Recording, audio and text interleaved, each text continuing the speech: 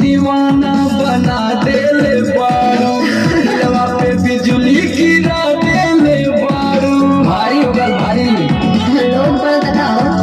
हाँ, सबके दीवाना बना देले बारू, दिलवा पे बिजली गिरा देले बारू।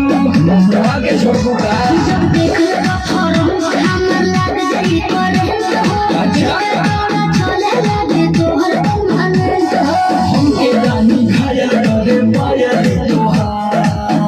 अच्छा गजब के कमर कमाने सोलह के चाह जवानी मोरे राजा सब खतरा के निशाने गजब के कमर कमाने सोलह के चाह जवानी मोरे राजा सब खतरा के निशाने अरे छू के मर जाती कबूतर देती।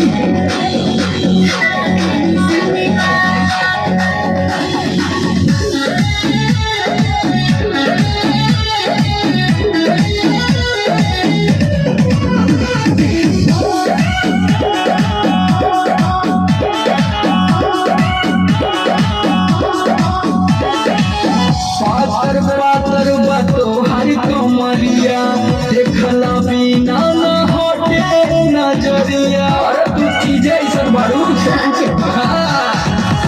पातर पातर बातो हरी कमरिया देखला बिना न हटे नजरिया।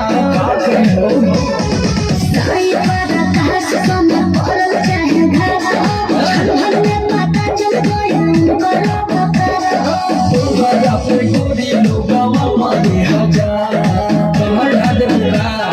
गजब के कमर कमाने सब के चाह जवानी मोरे राजा सब खतरा के निशाने गजब के कमर कमाने सब के चाह जवानी मोरे राजा सब खतरा के निशाने। आज तो 440 बोर्ड से